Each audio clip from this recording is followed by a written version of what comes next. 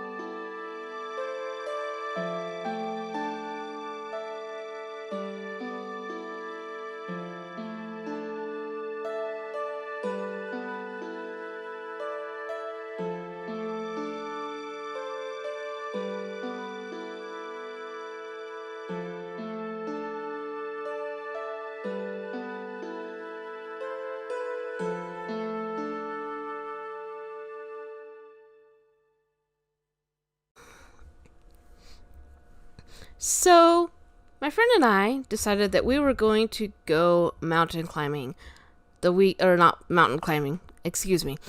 going to go on a hike up to an area nearby where we live that has some really gorgeous waterfalls that tumble down the mountain. Not supposed to be rock climbing, supposed to be a hike. So we drive up to where it's at, and it's a really pretty drive, and it's a really gorgeous day, and it's early in the morning, so it's nice and cool, and there's no anything that's a real problem. I had taken sunscreen, bug spray, and bear spray because a coworker of mine at one of my jobs decided to tell me that there was a bear just a week or two previous that had to be taken care of because it was in town and they just could not get it to leave and stay gone. So there I am. I have my bug spray because insects love me for some really odd reason. I can be standing in the middle of 100 people and be the only one who will get bit. I have had this proven at multiple family reunions.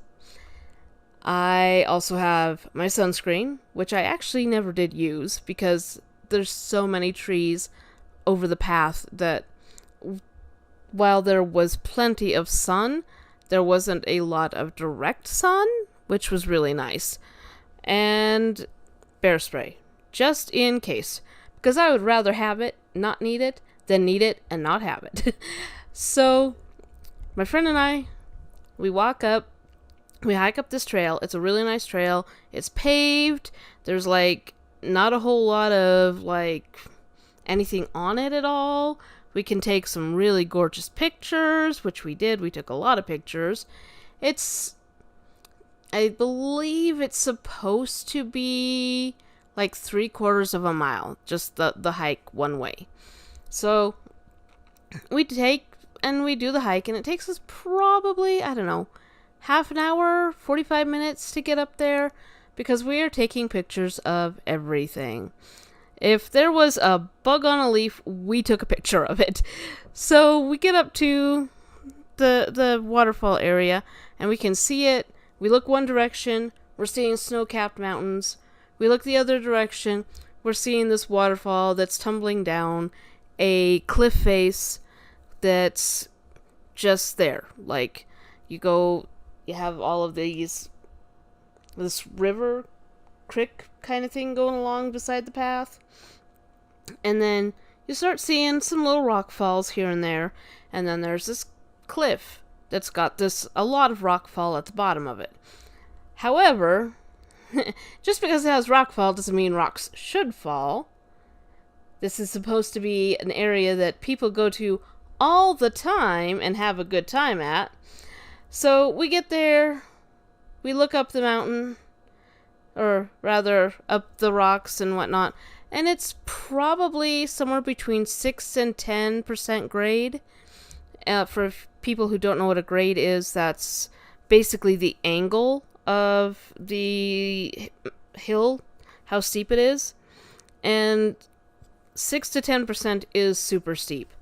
So we try climbing up it. We're able to get up it maybe 20 feet, not a whole lot, and it's a lot further up than that. We're like not even a quarter of the way up that little area. So we're sitting there, we're watching the waterfall, we're watching the sun. It's a beautiful day. There's this elderly gentleman who has climbed up a little bit higher than us, not a whole lot. There's a man with like a 2-year-old child who's come up there, and they're helping them walk up over the rocks. It's super cute. And then we hear a crack. Like this really massive cracking sound. My friend, when I talked to her later, said that she thought it was thunder.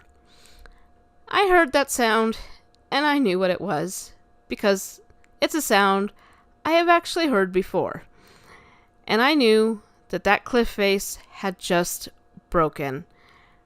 And I look up behind me, and at first, the rocks are going at like a 90-degree angle to the cliff.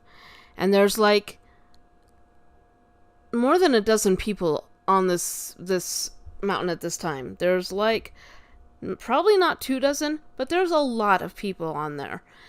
And then the rocks start to turn. And they're coming down the mountain, and they're rolling, and they're hitting other rocks, and they're bouncing up really high. And I'm looking forward at the rocks, and my friend stands up, and she turns her back and covers her head. I'm looking at the rocks coming down at us, and I'm going, I need to move, because there is a rock bigger than my head that has just hit a nice lovely bounce. It's going to come down, it's going to bounce again, and it will be right at a level where it will hit my head. So I take a big step towards my friend, which was to the right. So I'm starting to cover my head a little bit, and I see this other rock that's probably twice as big as that rock, the first rock that I dodged. So I take another big step to the right, because that one I can tell is probably going to hit me right about chest.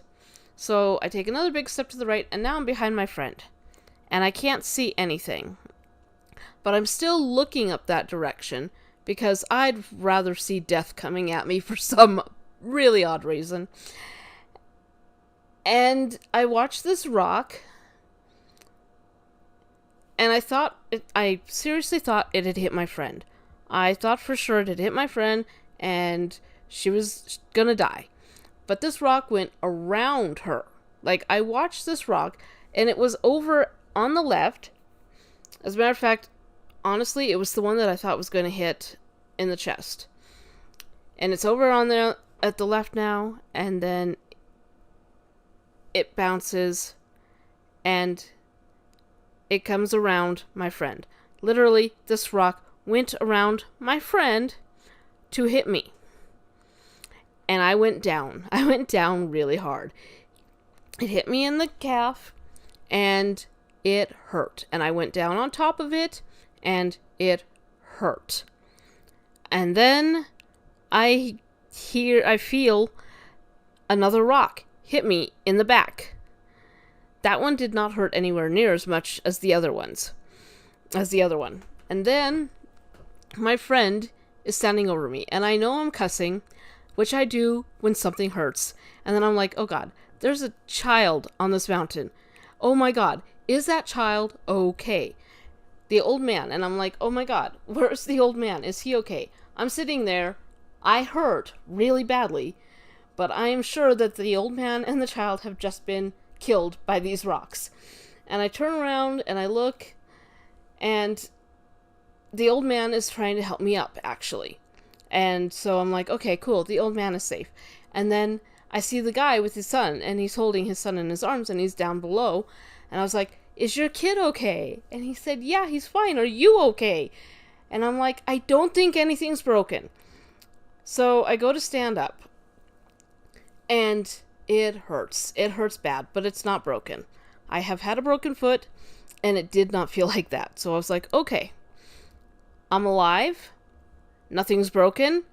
Nature just tried to kill me. I want to go home. So my friend and I, we start down the mountain. And we go pretty fast. And there's a lot of people walking up the hill, walking up the mountain. And we're trying to warn them that this has happened just in case it's not a solitary occurrence. And then I realized that there's like nobody coming down behind us. And I realized I was the only one that got hit. I was the only person on that whole mountain that got hit by rocks. Yay, thank you, nature. I know how much you love me. You love me to death. Anyways, moving right along. So my friend and I, we walk back to the car and we're talking. Well, I'm in pain. I am bleeding. I have mud and dirt and whatnot just like ground into my hands and arms. So we're going down. There's supposed to be a bathroom down there where we parked. And there was. It had a giant lock on it, however, so I couldn't look to see how bad my legs were. I couldn't wash the dirt off or anything. I'm going, it's July, and you have a bathroom in a public park that's locked with a giant padlock. Well, okay. So we're driving back down, and we pull over at a place where the river comes pretty close to the road. And there's a pull-off area and a parking space over there. So I rinse off my hands there. Discover my hands aren't that bad. So that was a good thing. Beyond that, I don't know anything else until later. And on the way home, my friend and I are talking, and she tells me she's pretty sure that I blacked out for at least a few seconds because I wasn't responding to her. And she knows that I got hit by 2 more rocks than what I was aware of. So I'm going, okay, I'm willing to, go with that. If it was only for a second because I didn't go down any more than I did. But this is what I have learned. Nature either loves me to death or it just wants me dead. And so, after that very harrowing experience, I do plan on going back, but not until I'm a lot better healed. Because I have bruises, I have cuts, and I have a limp.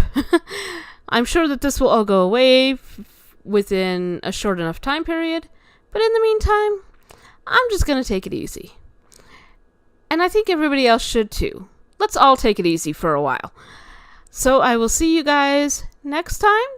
And in the meantime, enjoy the art and have a great summer.